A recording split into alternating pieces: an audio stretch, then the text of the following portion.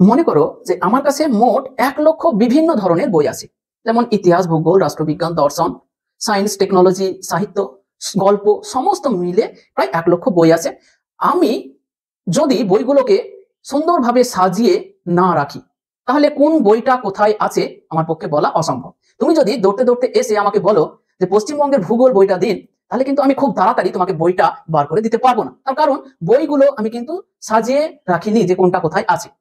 ঠিক আছে, কিন্তু একজন লাইব্রেরিয়ান যিনি লাইব্রেরিতে থাকেন, তার কাছে 1,00,000 কেন 2,00,000 বই থাকলেও তিনি কিন্তু ওই বইটা 1 মিনিটের মধ্যে তোমাকে বার করে দিতে পারবেন। তার কারণ হচ্ছে যে লাইব্রেরিয়ান বইগুলোকে লাইব্রেরির আলমারির মধ্যে একটা সুনির্দিষ্ট নিয়ম মেনে সাজিয়ে রাখেন। যেমন এইখানে আলমারির এইটাতে, এই জায়গাটাতে ভূগোল, এই জায়গাটাতে ইতিহাস, এই জায়গাটাতে রাষ্ট্রবিজ্ঞান, এই জায়গাটাতে দর্শন, এই জায়গাতে সায়েন্স, এই জায়গাতে টেকনোলজি, এই জায়গায় সাহিত্য। উনি একটা নির্দিষ্ট নিয়ম মেনে সাজিয়ে রাখেন। তাহলে তুমি যেমনই ভূগোল বললে ভূগোলের জায়গায় গিয়ে বইটা টুক করে বার করে দিয়ে দিল, কিন্তু আমি পারবো না, কারণ আমি জানি না। সেই রকম বর্তমানে মোট মৌল সংখ্যা হচ্ছে 118 খানা, এবং তাদের অসংখ্য যৌগ রয়েছে। তো এদের প্রত্যেকের ধর্ম আলাদা আলাদা ভাবে মনে রাখা খুবই কঠিন কাজ। তাই বিজ্ঞানীরা চেষ্টা করলেন যে এই মৌলগুলোকেও যদি একটা সুনির্দিষ্ট নিয়মে সাজানো যায়, তাহলে তাদের ধর্মগুলোকে মনে রাখা খুব সহজ হয়ে যাবে। এই জন্যই বিজ্ঞানীরা দীর্ঘদিন ধরে মৌলগুলির ধর্ম নিয়ে গবেষণা করেন এবং একটা নির্দিষ্ট নিয়মে মৌলগুলোকে সাজানোর চেষ্টা করেন। তার ফল আমরা যেটা পেয়েছি সেটাকেই বলি পর্যায় সারণী বা পিরিয়ডিক টেবিল। এই যে এইখানে মৌলগুলোকে একটা সুনির্দিষ্ট নিয়ম মেনে সাজানো হয়েছে, একই ধর্ম বিশিষ্ট মৌলগুলোকে একই শ্রেণীতে রাখা হয়েছে, ফলে মৌলগুলোর ধর্ম মনে রাখা খুব সহজ হয়ে গেছে।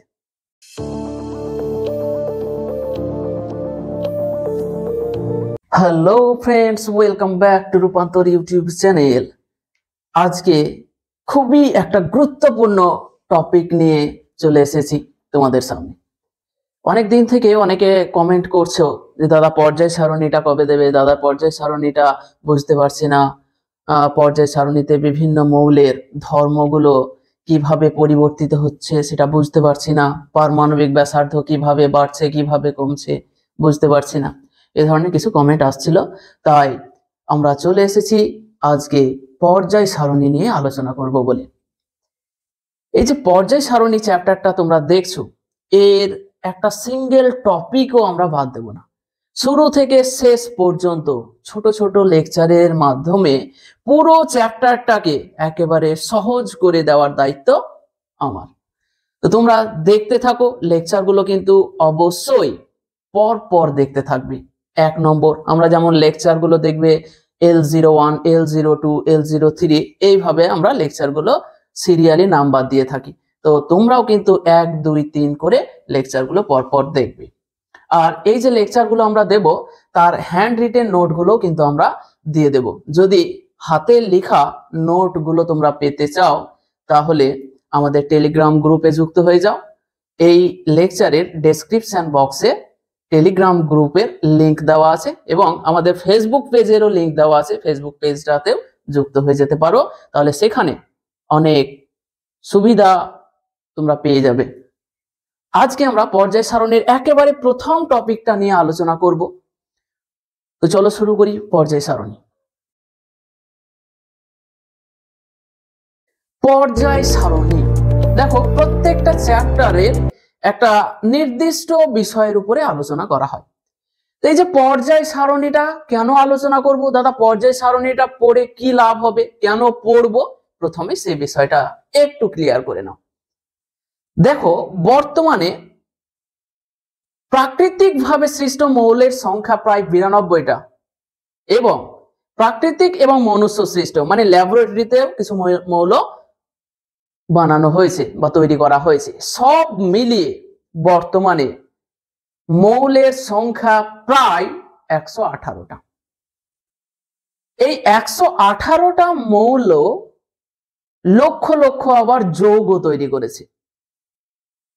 তাহলে দেখো, 118টা মৌল এবং তাদের লক্ষাধিক যৌগ, এই প্রত্যেকটা মৌল এবং যৌগের ধর্মগুলোকে আলাদা আলাদা ভাবে মনে রাখা খুবই কঠিন কাজ। তো বিজ্ঞানীরা কি করলেন, যে মৌলগুলোকে একটা নির্দিষ্ট ধর্ম বা নির্দিষ্ট কারণের উপর ভিত্তি করে সাজানোর চেষ্টা করলেন। যেমন একটা উদাহরণ দিই তোমাকে, তাহলে বুঝতে পারবে। তুমি ধরো তোমার কাছে 1,00,000 বই আছে, বুক, এবং সেগুলো হাজার রকমের টপিকের উপর, ইতিহাস, ভূগোল, অঙ্ক, ইংরেজি, সাহিত্য, পলিটিক্স, হাজার রকমের, সব মিলে 1,00,000টা বই আছে। তোমাকে যদি হুট করে একটা বলে দেওয়া হয় যে পশ্চিমবঙ্গের ভূগোলটা দাও, তো পারবে না দিতে। কেন পারবে না বলো তো? তার কারণ তুমি জানো না যে ওই বইটা কোন জায়গাতে আছে 1,00,000 বইয়ের মধ্যে। কিন্তু একজন লাইব্রেরিয়ান, তার কাছে 1,00,000 বই থাকলেও তিনি কিন্তু 30 সেকেন্ডের মধ্যে তুমি যে বইটা চাইবে সে বইটা বার করে টুক করে দিয়ে দেবেন। এর কারণটা হচ্ছে যে উনি বইগুলোকে একটা নির্দিষ্ট নিয়ম মেনে সাজিয়ে রেখেছেন। এই জন্য ওনার মাথায় রাখা খুব সহজ হয়ে গেছে যে কোন বইটা কোথায় আছে। উনি প্রথমে কি করেছেন, ধরো এই যে ওনার লাইব্রেরিতে যে আলমারিগুলো আছে, এরকম এরকম আলমারি আছে, তাই না? এরকম আলমারি আছে।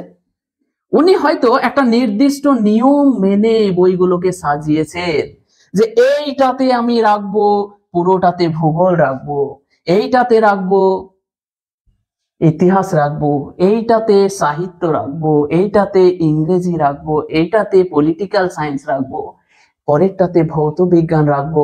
এইভাবে উনি বইগুলোকে একটা নির্দিষ্ট নিয়ম মেনে সাজিয়েছেন। ওই জন্য বইগুলো কোথায় কোনটা আছে টুক করে উনি বার করে দিতে পারছে। বুঝা গেল? এবার এই যে মৌল, অসংখ্য মৌল এবং যৌগ, এই মৌল এবং যৌগগুলোকেও যদি একটা নির্দিষ্ট ধর্মের উপর ভিত্তি করে সাজানো যেতে পারে, যদি সাজানো যায়, তাহলে মৌলগুলোর ধর্মগুলো মনে রাখাটা অনেকটা সহজ হয়ে যায়। এই জন্যই পর্যায় সারণী নিয়ে চিন্তা ভাবনা শুরু করলেন বিজ্ঞানীরা। কি করলেন, যে মৌলগুলোকে কোনো একটা ধর্মের ভিত্তিতে সাজানোর জন্য উঠে পড়ে লাগলেন। কখন? প্রায় 1805-7 সাল থেকে। মানে 1800 সালের পর থেকেই বিজ্ঞানীদের মাথায় আসলো যে এই যে অসংখ্য মৌল তো 118, কিন্তু তাদের যৌগ, এই যে অসংখ্য যৌগ, প্রত্যেকের ধর্ম কিন্তু আলাদা আলাদা ভাবে মনে রাখা খুবই কঠিন কাজ। তাই এই মৌল এবং যৌগগুলোকে যদি একটা নির্দিষ্ট নিয়ম মেনে সাজানো যায়, তাহলে হয়তো মৌলগুলোর এবং যৌগগুলোর ধর্মগুলো মনে রাখা সহজ হয়ে যাবে। সেই তখন থেকে, মানে 1800 সালের পর থেকে অনেক বিজ্ঞানীরা দীর্ঘদিন তপস্যা করার পর এই সুন্দর একটা পর্যায় সারণী আমাদেরকে উপহার দিয়েছেন, যেখানে মৌলগুলোকে এবং তাদের যৌগগুলোকে মনে রাখা খুব সহজ হয়ে গেছে। তো আজকে আমরা পর্যায় সারণীর ভূমিকা, পর্যায় সারণীর সামান্য ইতিহাস সম্বন্ধে নিয়ে আলোচনা করব, এবং এই লেকচারে মাধ্যমিকের জন্য বেশ কিছু গুরুত্বপূর্ণ কোশ্চেন আলোচনা করে নেব। তো প্রথমে আমরা জানবো, লিখেই ফেলেছি আমি, যে বর্তমানে প্রাকৃতিকভাবে সৃষ্ট মৌল সংখ্যা কত? প্রায় 92টা।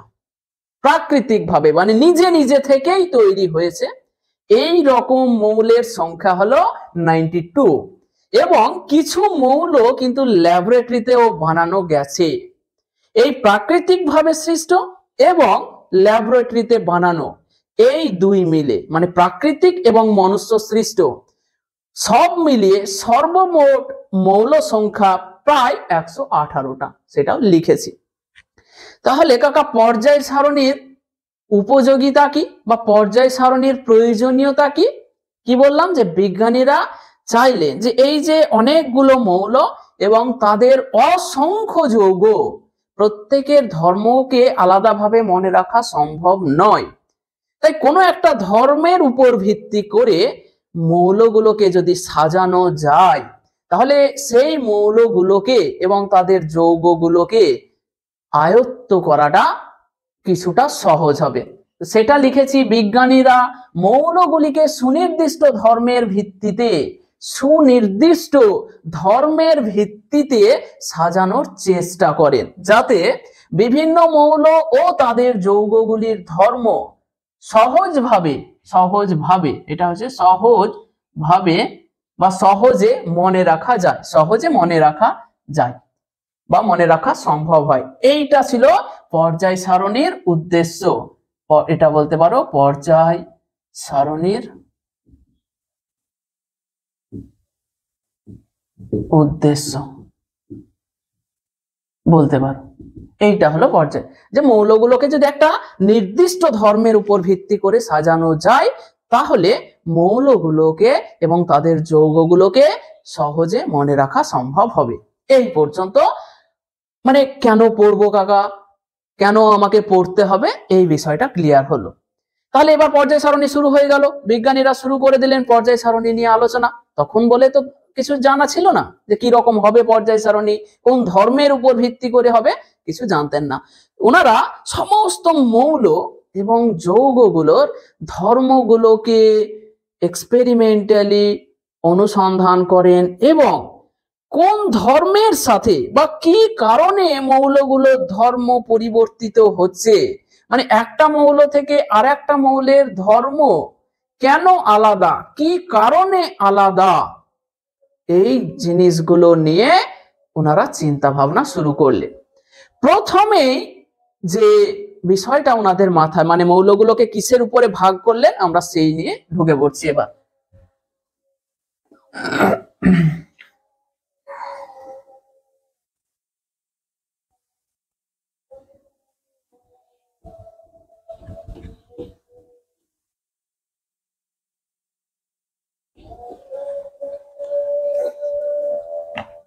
তো দেখো, প্রথমে মানে পর্যায় সারণী কিভাবে ধাপে ধাপে আজকের বর্তমান পর্যায় সারণীটা আমরা উপহার হিসাবে পেলাম, এবং সেটা কোথা থেকে শুরু হয়েছিল, প্রথমে কিভাবে শুরু হয়েছিল।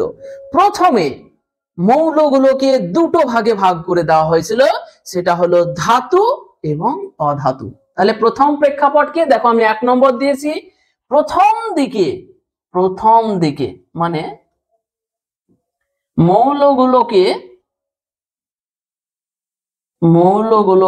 ধাতু এবং অধাতু এই দুইটি ভাগে ভাগ করে দেওয়া হয়।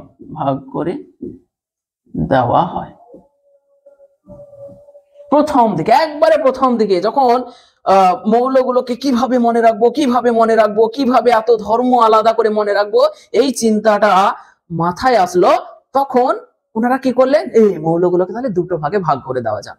একগুলো হচ্ছে ধাতু আর একগুলো হচ্ছে অধাতু। কিন্তু এই বিভাজনটা বা এই ভাগটা খুব বেশি কাজে লাগেনি। তার কারণটা হচ্ছে যে ধাতু দুটো বা তিনটে ধরো ধাতু নিলে দেখা যাচ্ছে তাদেরও ধর্ম আলাদা, ধাতব ধর্মটা এক কিন্তু অন্যান্য ধর্ম আলাদা। তাহলে এটা কেন হচ্ছে, এটা তো মনে রাখা আবার কঠিন। তো এই যে প্রথম দিকে কি করা হলো, মৌলগুলোকে ধাতু এবং অধাতু এই দুটি ভাগে ভাগ করে দেওয়া হয়, কিন্তু এইটি খুব বেশি কাজে লাগেনি, একেবারেই লাগেনি। কিন্তু এটি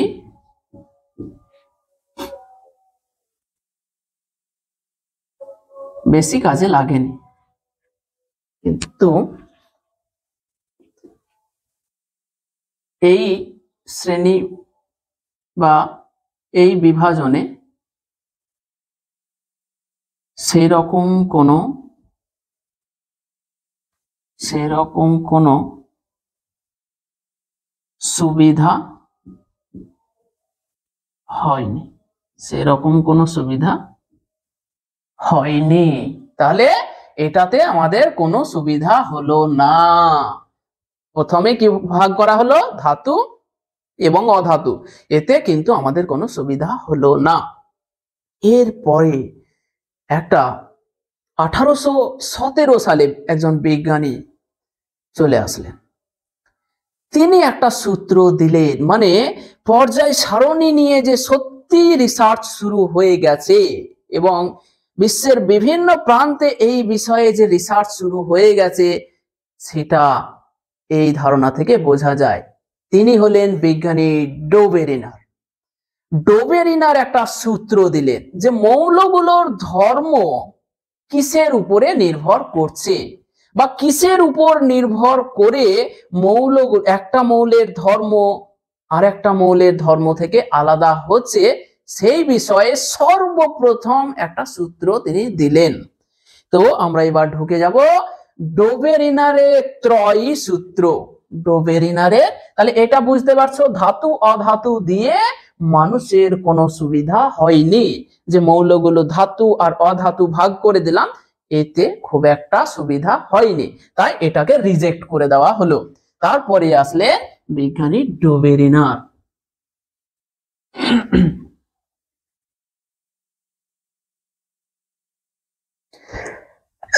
তার আগে এই যে পর্যায় সারণী তৈরিতে যে সমস্ত বিজ্ঞানীদের অবদান রয়েছে, তাদের নামগুলো আমি আগে বলে দিচ্ছি, দিয়ে আসছি।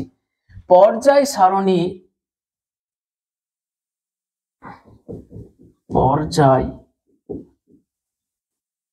সারণী তৈরিতে যাদের অবদান রয়েছে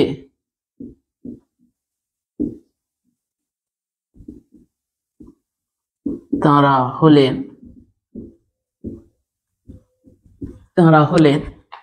ডোবেরিনার,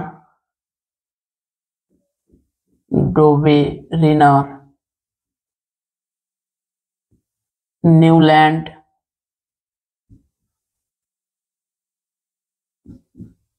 লোথার মেয়ার,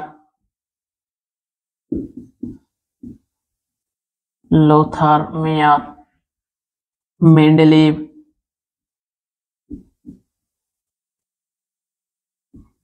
মোজলে প্রমুখ বিজ্ঞানীরা।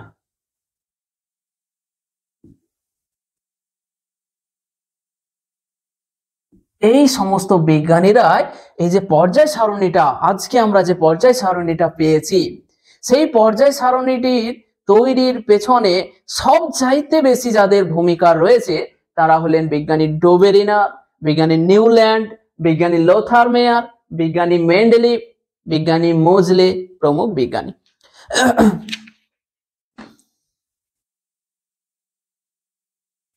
এরপরে আমরা যে টপিকটা বলছিলাম, তাহলে প্রথম যে বিভাজনটা করা হলো সেটা ধাতু অধাতু বলে করে দেওয়া হলো, কিন্তু এতে বেশি সুবিধা হলো না, সেটাকে রিজেক্ট করে দেওয়া হলো।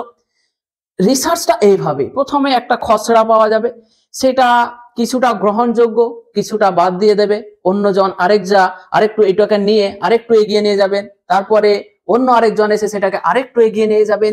এইভাবেই তো আজকের বর্তমান দিনে যা দেখছো, মোবাইল, ইন্টারনেট, কম্পিউটার, সব তো এইভাবেই ধাপে ধাপে এসছে। প্রথমে একটু একটু একটু করে সবাই অবদান দিয়েছে, ফলে আজকে আমাদের সামনে যে সমস্ত উন্নত মানের টেকনোলজি আমরা পেয়েছি, সব জিনিসই কিন্তু এইভাবেই ডেভেলপ করেছে। তো এই যে পর্যায় সারণী আমরা বর্তমানে পেয়েছি, আধুনিক পর্যায় সারণী, সেটাও কিন্তু এই ধাপে ধাপে এগিয়ে এসছে। প্রথমে ধাতু অধাতু, তারপরে বিজ্ঞানী ডোবেরিনারের ত্রয়ী সূত্র। তো আমরা এবার সেটা ডোবেরিনারের ত্রয়ী সূত্র।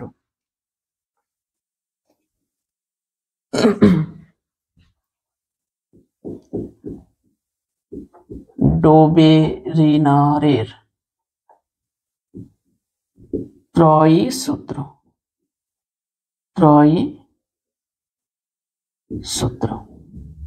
এটা হচ্ছে law of triads. Law of triads, খুবই গুরুত্বপূর্ণ সূত্র। এই সূত্রটা কত সালে দেওয়া হলো? এই যে 1800 সালের পর থেকে বিজ্ঞানীদের মাথায় এই ধরনের চিন্তা ভাবনা আসলো যে এত মৌল এত যৌগকে আলাদাভাবে মনে রাখা সম্ভব নয়, কিছু একটা করা দরকার। তাহলে 1800 সালের পরেই এই চিন্তা ভাবনা আসলো এবং গবেষণা শুরু হলো। বিজ্ঞানী ডোবেরিনার 1817 সালে তার সূত্রটা দিলেন। কত সালে? 1817 সালে। 1817 সালে। তাহলে ডোবেরিনারের ত্রয় সূত্র কত সালে দেওয়া হলো? 1817 সালে। তিনি কি করলেন? তিনি করলেন যে মৌলগুলোর একটা মৌলের ধর্ম আরেকটা মৌলের ধর্ম থেকে আলাদা হচ্ছে কেন, কি কারণে, তিনি সর্বপ্রথম একটা অনুমান করেছিলেন। তিনি বলেছিলেন যে পারমাণবিক গুরুত্বের জন্য বিভিন্ন মৌলের পারমাণবিক গুরুত্ব বিভিন্ন, পারমাণবিক গুরুত্ব বা পারমাণবিক ভর বিভিন্ন হওয়ায় তাদের ধর্মও বিভিন্ন হয়। তার মানে তিনি বললেন যে বিভিন্ন মৌলের ধর্ম বিভিন্ন হওয়ার কারণ তাদের পারমাণবিক গুরুত্ব আলাদা। ঠিক আছে, তাহলে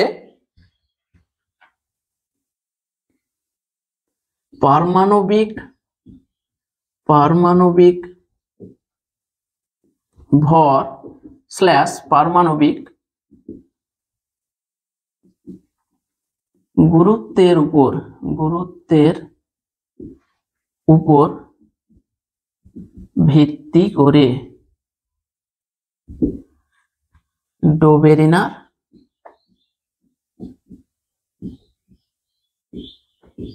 তার ত্রয়ী সূত্রটি দেন। ভালো করে এখান থেকে একটা কোশ্চেন পড়ে যে ডোবেরিনারের ত্রয়ী সূত্রটা কিসের উপর ভিত্তি করে প্রতিষ্ঠিত? তাহলে কি? পারমাণবিক ভর বা পারমাণবিক গুরুত্ব। আন্ডারলাইন করে নাও, এক্ষুনি আন্ডারলাইন করো যে ডোবেরিনারের ত্রয়ী সূত্রটি কিসের উপর ভিত্তি করে প্রতিষ্ঠিত? তাহলে ডোবেরিনারের ত্রয়ী সূত্রটি পারমাণবিক ভর বা পারমাণবিক গুরুত্বের উপর ভিত্তি করে প্রতিষ্ঠিত হলো।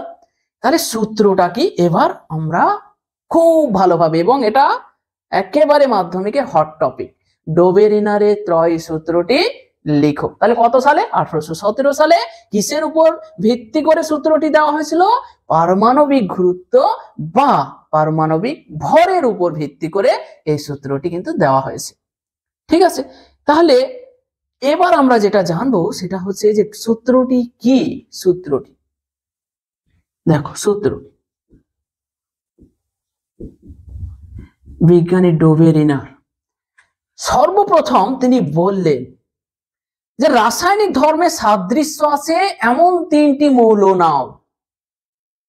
তিনটি মৌল কাদেরকে নেব? যাদের রাসায়নিক ধর্ম একই।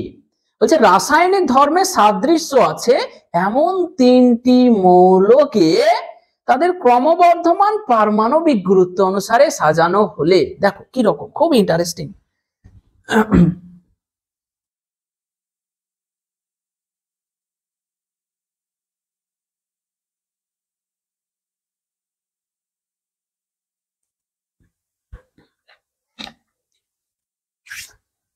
Lithium, sodium, potassium. লিথিয়ামের পারমাণবিক গুরুত্ব বা পারমাণবিক ভর হচ্ছে 7, সোডিয়ামের পারমাণবিক গুরুত্ব বা পারমাণবিক ভর হচ্ছে 23, আর পটাশিয়ামের পারমাণবিক গুরুত্ব বা পারমাণবিক ভর হচ্ছে কত? 39। হ্যাঁ, 39।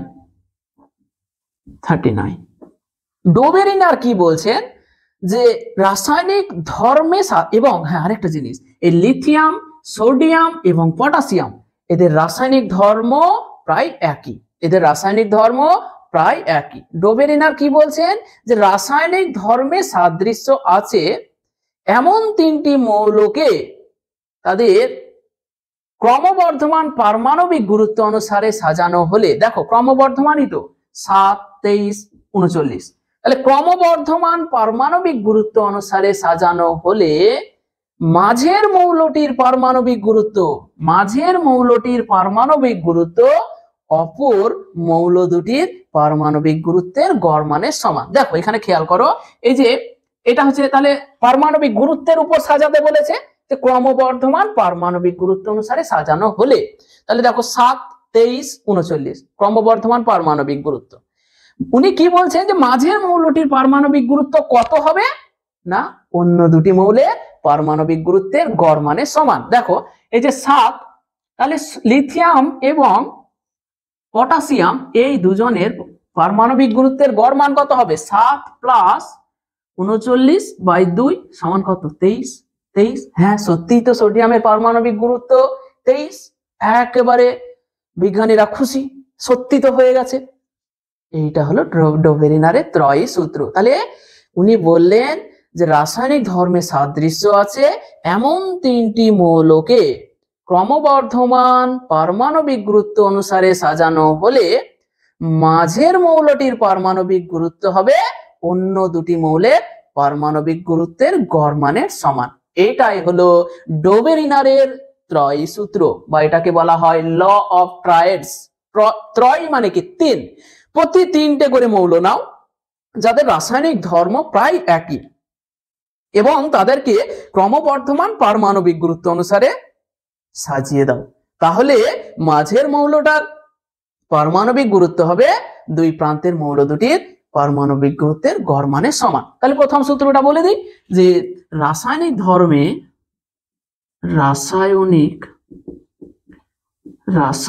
ধর্মে সাদৃশ্য আছে এমন তিনটি মৌলকে তাদের ক্রমবর্ধমান পারমাণবিক ভর বা পারমাণবিক গুরুত্ব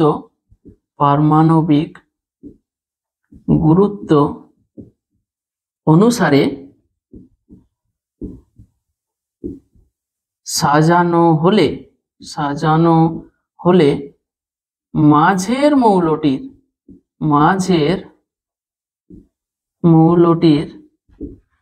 পারমাণবিক গুরুত্ব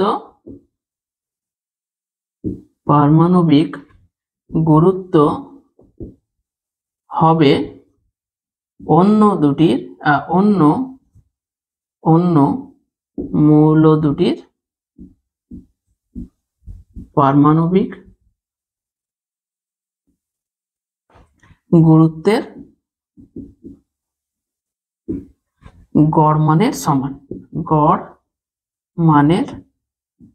সমান। এইটাই গেল ডোবেরিনারের ত্রয়ী সূত্র। কি? যে রাসায়নিক ধর্মে সাদৃশ্য আছে, তাহলে এইটা একটা শর্ত, যে যাদেরকে আমি নেব তাদের কি থাকতে হবে? রাসায়নিক ধর্মে সাদৃশ্য থাকতে হবে। তাহলে রাসায়নিক ধর্মে সাদৃশ্য আছে এমন তিনটি মৌল, দেখো মৌল কিন্তু তিনটি মৌলকে তাদের ক্রমবর্ধমান পারমাণবিক ভর, দেখো তাহলে এখানে আন্ডারলাইন করো, কিসের উপর সাজাতে হবে? ক্রমবর্ধমান পারমাণবিক ভর বা পারমাণবিক গুরুত্বের উপর ভিত্তি করে সাজানো হলে মাঝের মৌলটির পারমাণবিক গুরুত্ব হবে অন্য মৌল দুটির পারমাণবিক গুরুত্বের গড় মানের সমান। দেখো এখানে আন্ডারলাইন করো, গড় মানের সমান। তাহলে এইটা হলো আমাদের ডোবেরিনারের ত্রয়ী সূত্র, খুবই ইম্পর্টেন্ট মাধ্যমিকের জন্য এইটা। এবার একটা উদাহরণ যদি দিই, তাহলে উদাহরণ তো অলরেডি দিয়েছি, যে লিথিয়াম সোডিয়াম পটাশিয়ামকে এই যে ব্র্যাকেটে আছে এগুলো তাদের পারমাণবিক গুরুত্ব। তাহলে লিথিয়াম উদাহরণ বলে লিখো,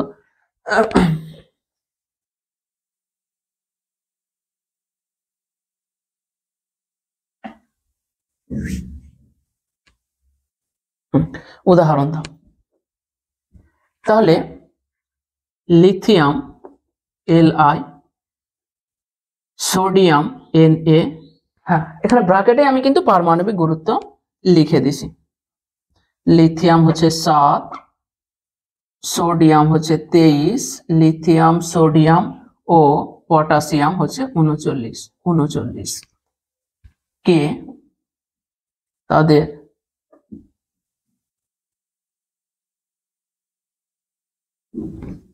ক্রমবর্ধমান পারমাণবিক ভর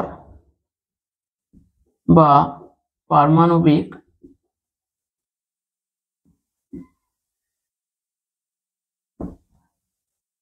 বা এইভাবে না লিখে আমরা এখানে ডাইরেক্ট লিখে দিচ্ছি যে লিথিয়াম, সোডিয়াম এবং পটাশিয়াম এর রাসায়নিক ধর্মে সাদৃশ্য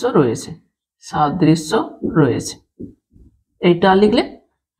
এখন সোডিয়ামের পারমাণবিক ভর লিথিয়াম এবং পটাশিয়ামের পারমাণবিক ভরের গড় মানের সমান।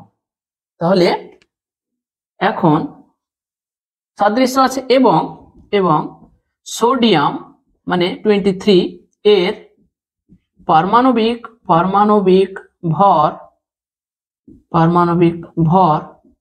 বা পারমাণবিক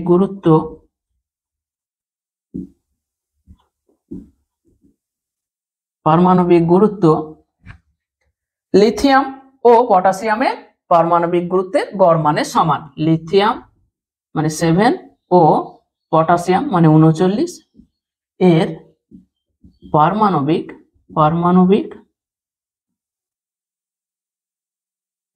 গুরুত্বের গড় মানের সমান।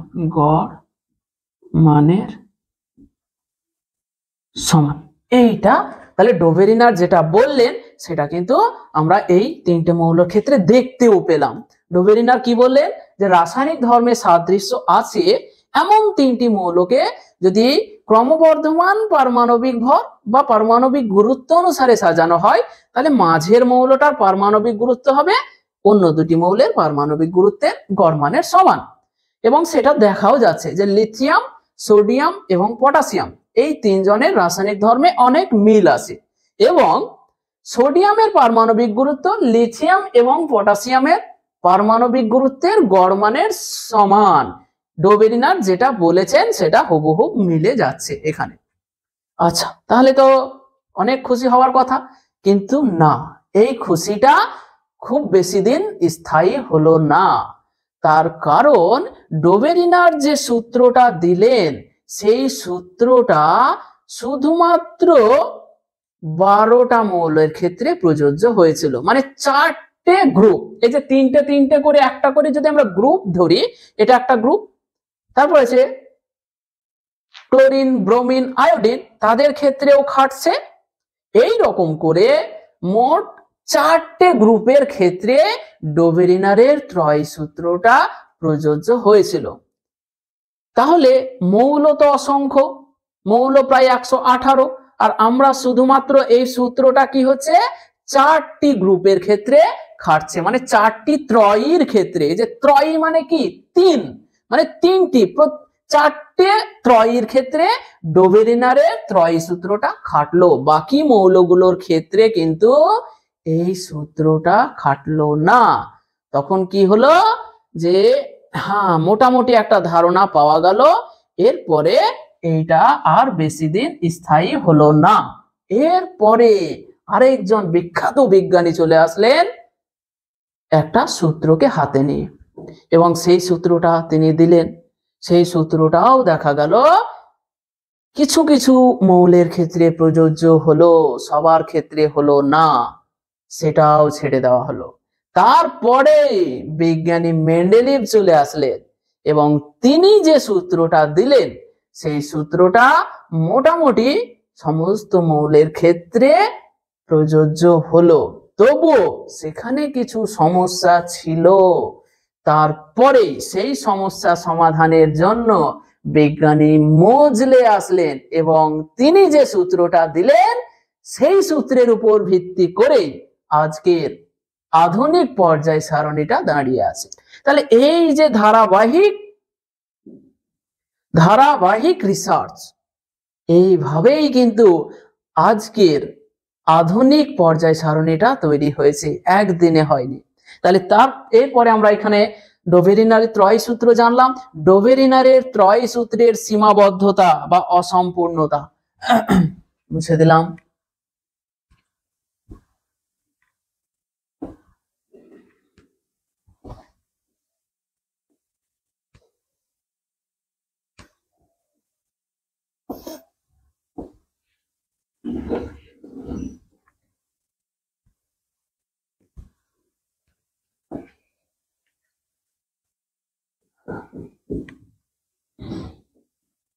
ডোবেরিনার, ডোবেরিনার, হ্যাঁ তোমরা অনেক বইয়ে হয়তো এরকম দেখবে, এটা কোনো বইয়ে ডোবেরিনার লেখা আছে, কোনো বইয়ে ডোবেরাইনার লেখা আছে, তাতে কোনো সমস্যা নেই, ডোবেরিনার বা ডোবেরাইনার। ডোবেরিনারের ত্রয়ী সূত্রের সীমাবদ্ধতা, লিমিটেশন, যে এই সূত্রটা প্রথমেই হচ্ছে যে এই সূত্রটা সমস্ত মৌলের ক্ষেত্রে প্রযোজ্য নয়, শুধুমাত্র 4টি ত্রয়ীর ক্ষেত্রে এই সূত্রটি প্রযোজ্য। লিখে ফেলি তাহলে যে ডোবেরিনারের ত্রয়ী সূত্রটি সকল মৌলের ক্ষেত্রে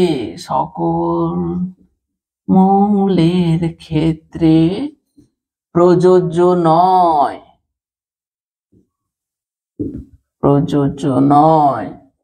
এই সূত্রটি শুধুমাত্র 4টি ত্রয়ী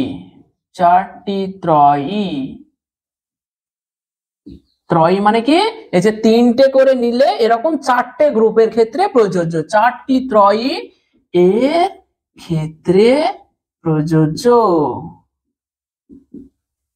তাহলে এই গেল আমাদের ডোবেরিনারের ত্রয় সূত্র।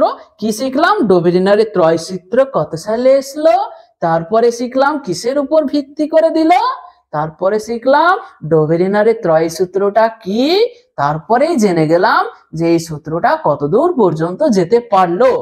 এই সূত্রটা খুব বেশি দূর পর্যন্ত যেতে পারলো না, কারণ এই সূত্রটা সমস্ত মৌলের ক্ষেত্রে প্রযোজ্য নয়, শুধুমাত্র 4টি ত্রয়ের ক্ষেত্রে প্রযোজ্য, তাই এই সূত্রটাকে ছেড়ে দেওয়া হলো।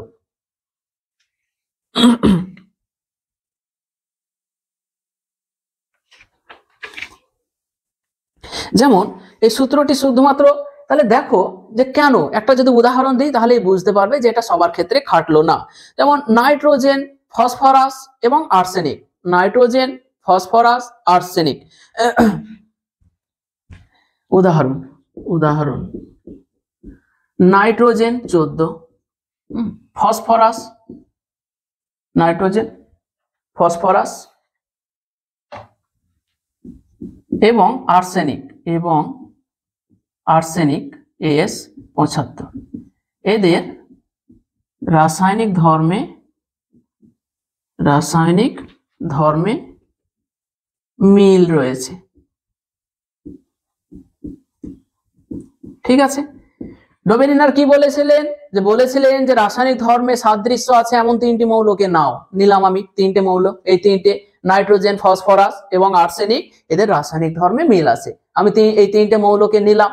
তারপরে ডোবেরিনার কি বলেছিলেন যে মাঝের মৌলটার পারমাণবিক গুরুত্ব অপর মৌল দুটোর পারমাণবিক গুরুত্বের গড় মানের সমান হবে, বলেছিলেন কিনা? কিন্তু দেখো তো এইখানে দেখো মাঝের মৌলটির পারমাণবিক গুরুত্ব কত, 31, আর এদের দুজনের যদি গড় নেওয়া হয় তাহলে এটা হচ্ছে 75 আর এটা হচ্ছে 14, 89 মানে হচ্ছে 45.5, 44.5 মানে 44.5। কই গড় মান তো এর সঙ্গে সমান হলো না। তাহলে উদাহরণ হচ্ছে নাইট্রোজেন, ফসফরাস এবং আর্সেনিক, এদের রাসায়নিক ধর্মে মিল রয়েছে, কিন্তু তবুও নাইট্রোজেন মানে 14 ও আর্সেনিক মানে 75 এর পারমাণবিক গুরুত্বের গড় গুরুত্বের গড় মান আর্সেনিক 75, এই ফসফরাস 31 এর ফসফরাস এর পারমাণবিক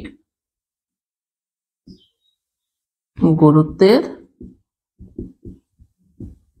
সমান নয়। তাহলে ডোবেরিনার যেটা বলেছিলেন সেটা তো এর ক্ষেত্রে খাটছে না।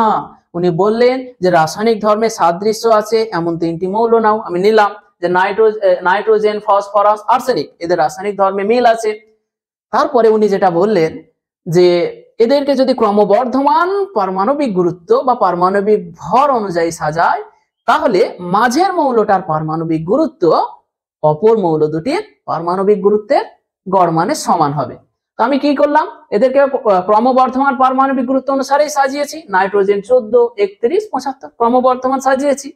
এবার দেখছি যে মাঝের মৌলটার পারমাণবিক গুরুত্ব কত, 31, আর এদের গড় নিশ্চিত দেখতে পাচ্ছি কত, 75 প্লাস 14/2 মানে 89/2, 44.5। তাহলে 44.5 তো 31 সমান নয়। তাহলে এইখানে কি দেখা যাচ্ছে যে সূত্রটা প্রযোজ্য নয়। এরপরেই চলে আসলেন আরেকজন বিখ্যাত বিজ্ঞানী তার বিখ্যাত সূত্রটাকে নিয়ে। তাহলে এই হলো ডোবেরিনারের ত্রয়ী সূত্রের সীমাবদ্ধতা। খুব ইম্পর্টেন্ট, কিন্তু মাধ্যমিকে পড়তে পারে।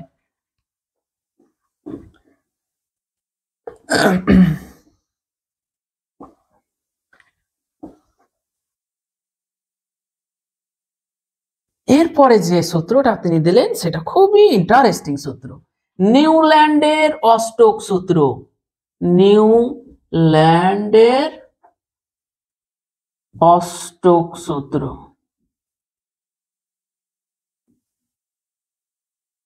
এটাকে বলা হয় ল অফ অক্টেভ। অক্টেভ মানে হচ্ছে 8, অস্টক মানে 8। ল অফ অক্টেভ, নিউল্যান্ডের অস্টক সূত্র। এই সূত্রটা কত সালে দেওয়া হলো, 1867 সালে। উনি আসলেন একটা সূত্র নিয়ে আসলেন, 1864 সালে। 1864 সালে নিউল্যান্ড তার বিখ্যাত অস্টক সূত্রটা দিলেন। এই সূত্রটা কিসের উপর প্রতিষ্ঠিত হলো, ডোবেরিনারের ত্রয়ী সূত্র যার উপর ভিত্তি করে প্রতিষ্ঠিত হয়েছিল, এই সূত্রটাও তার উপরেই প্রতিষ্ঠিত। মানে একটা মৌলের ধর্ম আরেকটা মৌলের ধর্ম থেকে আলাদা হওয়ার কারণ হচ্ছে তাদের পারমাণবিক ভর বা পারমাণবিক গুরুত্ব আলাদা। তাহলে এই সূত্রটাও পারমাণবিক ভর বা পারমাণবিক গুরুত্বের উপর প্রতিষ্ঠিত। তাহলে আমরা কি বলবো যে নিউল্যান্ডের অস্টক সূত্রটি, নিউল্যান্ডের অস্টক সূত্রটি মৌলের পারমাণবিক ভর বা পারমাণবিক গুরুত্বের উপর প্রতিষ্ঠিত। এই গেল। এখান থেকে কোশ্চেন হতে পারে যে অস্টক সূত্রটি কিসের উপর ভিত্তি করে প্রতিষ্ঠিত। তাহলে নিউল্যান্ডের অস্টক সূত্রটিও মৌলের পারমাণবিক ভর বা পারমাণবিক গুরুত্বের উপর ভিত্তি করেই প্রতিষ্ঠিত। আচ্ছা, তাহলে নিউল্যান্ড এসে কি বলছেন, বলছেন একই ধরনেরই, বলছেন যে মৌলগুলোকে তাদের ক্রমবর্ধমান পারমাণবিক গুরুত্ব অনুসারে সাজানো হলে, মৌলগুলোকে ক্রমবর্ধমান পারমাণবিক গুরুত্ব অনুসারে সাজানো হলে কোন নির্দিষ্ট মৌল থেকে, দেখো লিথিয়াম, আমি একটা এই উদাহরণটা এই দিকে দিচ্ছি, হ্যাঁ, ওইখানে সূত্রটা লিখবো আমি। উদাহরণ ওই সূত্রটারই উদাহরণ আমি এখানে আগে লিখে দিচ্ছি। দেখো লিথিয়াম, সোডিয়াম,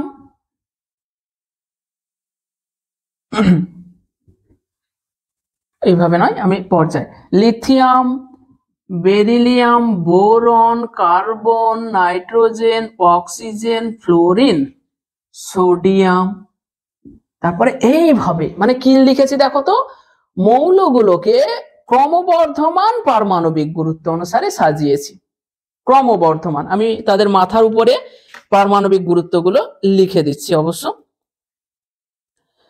সোডিয়াম, ম্যাগনেসিয়াম, তারপরে হচ্ছে অ্যালুমিনিয়াম, সিলিকন, তারপরে হচ্ছে ফসফরাস, সালফার, ক্লোরিন, ম্যাগনেস, পটাশিয়াম এবং এখানে আমাদের আছে তাহলে ক্যালসিয়াম। ক্যালসিয়াম এইভাবে আমি কয়েকটা মৌলকে সাজালাম। দেখো আমি বোঝানোর জন্য কি করেছি, মৌলগুলোকে ক্রমবর্ধমান পারমাণবিক গুরুত্ব অনুসারে সাজিয়েছি। Lithium, beryllium, boron, carbon, nitrogen, oxygen, fluorine, sodium, magnesium, aluminium, silicon, phosphorus, sulphur, chlorine, phosphorus, sulphur, chlorine, potassium, calcium. আচ্ছা, এই হলো। কি বলছেন দেখো, নিউল্যান্ড কি বলছেন যে কোনো একটা মৌল থেকে তুমি শুরু করো, যে কোনো, বলছে যে কোনো একটা মৌল থেকে শুরু করে পরবর্তী যে অষ্টম মৌলটা আসবে সেই মৌলটার রাসায়নিক ধর্ম প্রথম মৌলটার সঙ্গে একই হবে। কি বলছেন যে কোনো একটা মৌল নাও, মানে এই মৌল থেকে শুরু করো। আমি ধরো যে প্রথম মৌল এটাকে ধরলাম, উনি কি বলছেন যে কোনো নির্দিষ্ট মৌল থেকে শুরু করে পরবর্তী অষ্টম মৌল, মানে এটা হচ্ছে 1 2 3 4 5 6 7, পরবর্তী অষ্টম মৌলকে এইটা বলছি যে তাহলে এই লিথিয়াম আর সোডিয়ামের রাসায়নিক ধর্ম একই হবে। এইটাই হলো নিউল্যান্ডের অষ্টক সূত্র। মানে প্রতি অষ্টম মানে অষ্টম মৌলের ক্ষেত্রে রাসায়নিক ধর্মগুলো রিপিট করবে। মানে এর রাসায়নিক ধর্ম যা চলতে চলতে 8 নম্বরে যে আসবে তার রাসায়নিক ধর্ম এর সাথে একই হবে। আবার এইখান থেকে শুরু করো, এইখান থেকে শুরু করো, তাহলে sodium, magnesium, aluminium, silicon, phosphorus, sulphur, chlorine, মানে 1 2 3 4 5 6 7, 8 নম্বরকে পটাশিয়াম। তাহলে পটাশিয়ামের রাসায়নিক ধর্ম সোডিয়ামের রাসায়নিক ধর্মের সঙ্গে একই হবে। আবার সোডিয়ামের রাসায়নিক ধর্ম লিথিয়ামের সাথে একই হবে। তাহলে এই তিনটের রাসায়নিক ধর্ম কি হয়ে গেল, একই হয়ে গেল। আবার ধরো যে তুমি বলছো না কাকা আমি এখান থেকে শুরু করব না, তুমি বলছো যে এইখান থেকে আমি শুরু করবো, এইখান থেকে করো, সব গুনতে শুরু করো। এরকম করে গুনতে গুনতে যে 8 নম্বরে চলে আসবে তার রাসায়নিক ধর্ম এর সাথে একই হবে। তাহলে 1 2 3 4 5 6 7 8, এইটা তার মানে বোরন এবং অ্যালুমিনিয়ামের রাসায়নিক ধর্ম একই। তুমি বলছো না কাকা আমি একেও ধরবো না, আমি নাইট্রোজেন থেকে শুরু করব। নাইট্রোজেন থেকে শুরু করো, গুনতে লাগো। নাইট্রোজেন থেকে শুরু করে যে 8 নম্বরে যে আসবে তার ধর্ম আর নাইট্রোজেনের ধর্ম একই হবে। তাহলে 1 2 3 4 5 6 7 8, মানে ফসফরাস এবং নাইট্রোজেনের রাসায়নিক ধর্ম একই। এইটাই গেল নিউল্যান্ডের ম্যাজিক। বোঝা গেল? তাহলে কি বললেন যে মৌলগুলোকে কিসের উপর সাজাবো, মৌলগুলোকে ক্রমবর্ধমান পারমাণবিক গুরুত্ব অনুসারে সাজানো হলে একটি নির্দিষ্ট মৌল থেকে শুরু করে পরবর্তী অষ্টম মৌলের ধর্ম প্রথম মৌলটির সদৃশ্য হবে। এটাই গেল নিউল্যান্ডের অষ্টক সূত্র। দেখো এইখান থেকে আমি এই মৌলগুলোকে কি করেছি, প্রথমে ক্রমবর্ধমান পারমাণবিক গুরুত্ব অনুসারে সাজিয়ে দিয়েছি। দিয়ে তুমি যেখান থেকে বলছেন যে কোনো নির্দিষ্ট মৌল থেকে শুরু করে পরবর্তী যে 8 নম্বর যে মৌল হবে তার রাসায়নিক ধর্ম ওর সঙ্গে একই হবে। এইখান থেকে শুরু করলে পরবর্তী অষ্টম সোডিয়াম, মানে লিথিয়াম সোডিয়ামের রাসায়নিক ধর্ম একই। আবার যদি বেরিলিয়াম থেকে শুরু করো পরবর্তী অষ্টম হবে ম্যাগনেসিয়াম, এদের রাসায়নিক ধর্ম হয়ে যাবে একই। ঠিক আছে, তাহলে আমি এবার সূত্রটি লিখছি যে মৌলগুলিকে তাদের ক্রমবর্ধমান পারমাণবিক গুরুত্ব অনুসারে সাজানো হলে একটি নির্দিষ্ট মৌল থেকে বা একটি নির্দিষ্ট মৌলের ধর্ম পরবর্তী অষ্টম মৌলের ধর্মের সদৃশ্য হবে। এটাই হলো নিউল্যান্ডের অষ্টক সূত্র।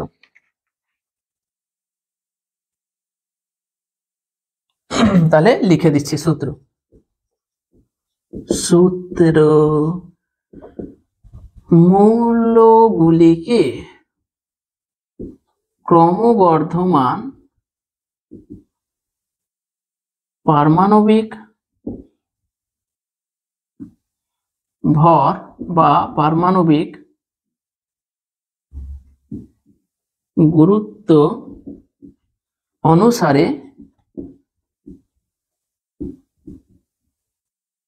সাজালে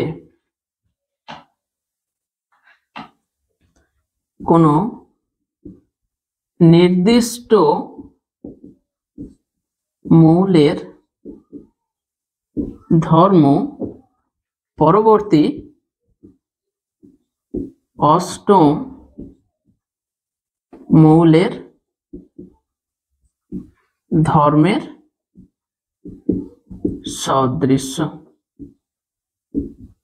সদৃশ্য হয়। এইটাই হলো নিউল্যান্ডের অষ্টক সূত্র। কি বললাম যে মৌলগুলিকে ক্রমবর্ধমান পারমাণবিক ভর বা পারমাণবিক গুরুত্ব অনুসারে সাজালে, তাহলে আন্ডারলাইন করো, এটা একটা শর্ত চলে গেল। কিভাবে সাজাবো? ক্রমবর্ধমান পারমাণবিক গুরুত্ব অনুসারে সাজানো হলে কোন নির্দিষ্ট মৌলের ধর্ম, যে কোনো একটা নির্দিষ্ট মৌলের ধর্ম পরবর্তী অষ্টম মৌলের ধর্মের সদৃশ্য হবে, মানে একই হবে। এটাই হলো নিউল্যান্ডের অষ্টক সূত্র। তাহলে আমরা একটা উদাহরণ দিতে পারি কি পারি না? পারি। যে মৌলগুলোকে ক্রমবর্ধমান পারমাণবিক গুরুত্ব অনুসারে সাজানো হলে লিথিয়াম থেকে শুরু করে পরবর্তী অষ্টম মৌল হচ্ছে সোডিয়াম, আবার সোডিয়াম থেকে পরবর্তী, দেখো লিথিয়াম থেকে শুরু করে পরবর্তী সোডিয়াম, আবার সোডিয়াম থেকে পরবর্তী হচ্ছে পটাশিয়াম। তাই লিথিয়াম, সোডিয়াম, পটাশিয়ামের রাসায়নিক ধর্ম একই হয়। উদাহরণ দিয়ে দিচ্ছি। লিথিয়াম থেকে শুরু করে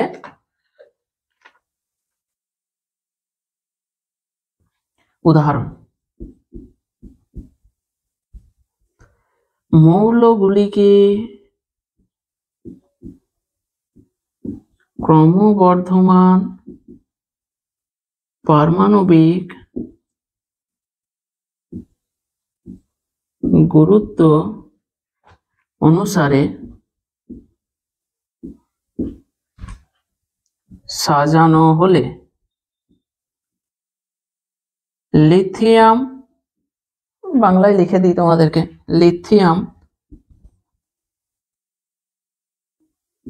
লিথিয়াম থেকে শুরু করে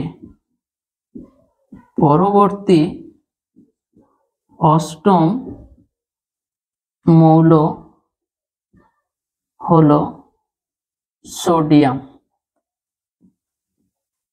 এবং সোডিয়াম থেকে শুরু করে পরবর্তী অষ্টম মৌল হলো পটাশিয়াম। তাই লিথিয়াম, সোডিয়াম এবং পটাশিয়াম এর রাসায়নিক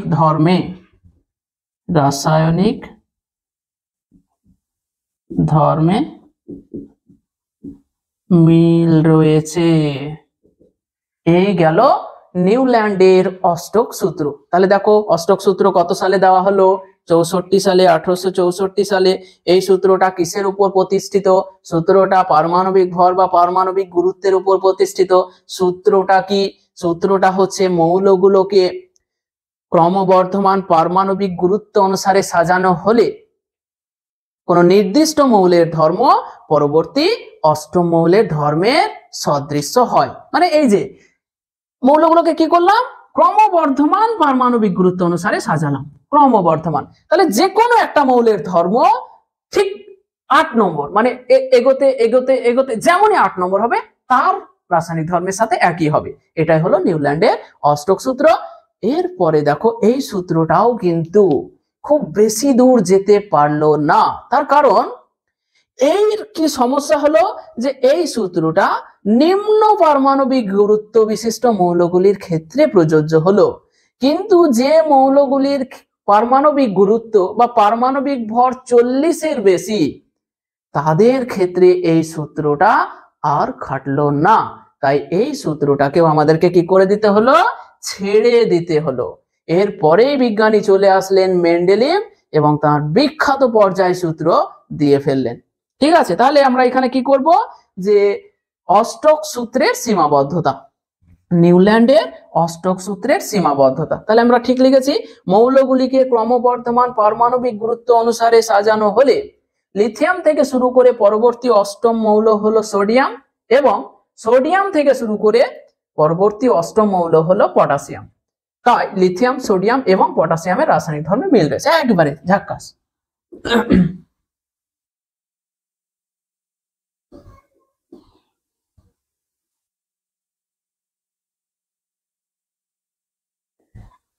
এরপরে হচ্ছে অষ্টক সূত্রের সীমাবদ্ধতা।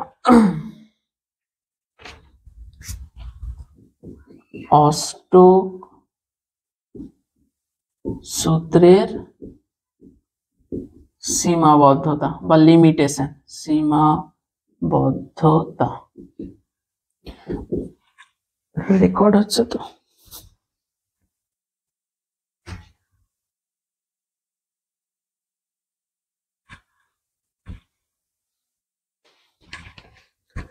তাহলে অষ্টক সূত্রের সীমাবদ্ধতা, 1 নম্বর যে সীমাবদ্ধতা, যে ক্যালসিয়াম, ক্যালসিয়ামের পারমাণবিক গুরুত্ব কত? ক্যালসিয়াম 40। ক্যালসিয়াম পর্যন্ত নিম্ন পারমাণবিক ভর বা পারমাণবিক গুরুত্ব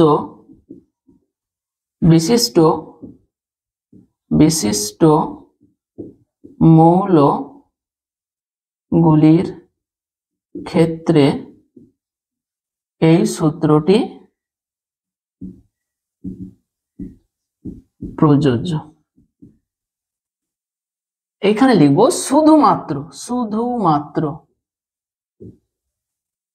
শুধুমাত্র ক্যালসিয়াম পর্যন্ত নিম্ন পারমাণবিক ভর বা পারমাণবিক গুরুত্ব বিশিষ্ট মৌলগুলির ক্ষেত্রে এই সূত্রটি প্রযোজ্য। উচ্চ পারমাণবিক, 2 নম্বর হচ্ছে ক্যালসিয়াম অপেক্ষা বা যে সমস্ত মৌলের পারমাণবিক গুরুত্ব 40 অপেক্ষা বেশি তাদের ক্ষেত্রে অষ্টক সূত্রটি প্রযোজ্য নয়। অষ্টক সূত্রটি প্রযোজ্য নয়। তাহলে এই গেল আমাদের কি বলতো, নিউল্যান্ডের অষ্টক সূত্র কত সালে, নিউল্যান্ডের অষ্টক সূত্র কিসের উপর প্রতিষ্ঠিত, অষ্টক সূত্রটা কি, তারপরে বিবৃতি দিলাম, এর সীমাবদ্ধতাও দিলাম, যে কি সমস্যা সূত্রটা, যে যাদের পারমাণবিক গুরুত্ব 40 অপেক্ষা কম, মানে ক্যালসিয়ামের হচ্ছে 40 অপেক্ষা কম যাদের পারমাণবিক গুরুত্ব বা পারমাণবিক ভর, তাদের ক্ষেত্রে এই সূত্রটা খেটে যাচ্ছে। কিন্তু যে সমস্ত মৌলগুলির পারমাণবিক গুরুত্ব 40-এর বেশি, তাদের ক্ষেত্রে এই সূত্রটা কিন্তু আর খাটছে না। তাই এই সূত্রটাও খুব বেশি দূর যেতে পারলো না। পরের লেকচারে আমরা সরাসরি চলে আসব বিখ্যাত পর্যায় সূত্র, মেন্ডেলিভের পর্যায় সূত্র নিয়ে। ততক্ষণ পর্যন্ত এই লেকচারটা তোমরা দেখো, কেমন লাগলো সেটা কমেন্ট করে জানাও, আর যদি ভালো লেগে থাকে তাহলে কিন্তু বন্ধুদেরকে শেয়ার করে দিতে ভুলবে না।